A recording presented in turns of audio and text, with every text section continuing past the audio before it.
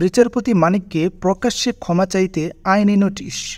কোটা সংস্কার আন্দোলন ইস্যুতে আয়োজিত টকশোতে উপস্থাপিকা দীপ্তি চৌধুরীকে রাজাকারের বাচ্চা আখ্যা দিয়ে অশালীন আচরণের ঘটনায় জাতির কাছে প্রকাশ্যে ক্ষমা চাইতে সাবেক বিচারপতি AHM শামসুদ্দিন চৌধুরী মানিককে লিগ্যাল নোটিশ পাঠানো হয়েছে।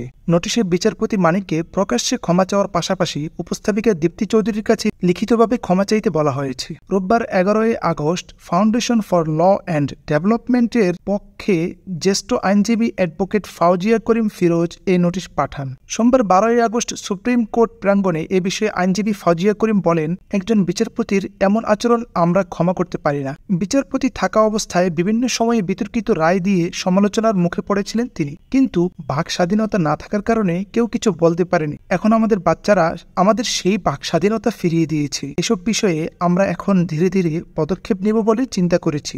বিচারপতি মানিককে পাঠানো আইনি নোটিশে বলা হয়, কোটা বিরোধী আন্দোলন ইস্যুতে সম্প্রতি একটি টেলিভিশন চ্যানেলে আয়োজিত টকশোতে আলোচক হিসেবে অংশ নেন সাবেক বিচারপতি শামসুদ্দিন চৌধুরী মানিক, কিন্তু আলোচনার এক পর্যায়ে মেজাজ হারিয়ে সঞ্চালক দীপ্তি চৌধুরীর উপর ক্ষিপ্ত হন। পুরো অনুষ্ঠানে বেশ কয়েকবার উপস্থাপিকার উপর নিজের ক্ষোভ ঝাড়েন এবং উচ্চবাচ্য করেন। শুধু তাই নয়, তিনি অনুষ্ঠান শেষে স্টুডিও ছাড়ার আগে উপস্থাপিকাকে রাজাকারের বাচ্চা বলে আখ্যা দেন। সে ঘটনার ভিডিও সামাজিক যোগাযোগ মাধ্যমে ভাইরাল হয়। তাই উক্ত নোটিশে বিচারপতি মানিককে প্রকাশ্যে ক্ষমা চাওয়ার পাশাপাশি উপস্থাপিকা দীপ্তি চৌধুরীর কাছে লিখিতভাবে ক্ষমা চাইতে বলা হয়েছে। অন্যথায় তার বিরুদ্ধে আইনগত ব্যবস্থা নেওয়া হবে বলেও নোটিশে উল্লেখ করা হয়েছে। আলোচিত সেই ভিডিওতে দেখা যায়, আলোচনা শেষে অনুষ্ঠান স্থল ত্যাগ করার আগ মুহূর্তে বিচারপতি মানিক বলে ওঠেন, সে তো রাজাকারের বাচ্চা।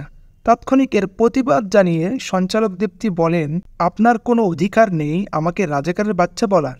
আমি মুক্তিযোদ্ধা পরিবারের সন্তান। তখন বিচারপতি মানিক বলেন, অবশ্যই আপনি রাজাকারের বাচ্চা।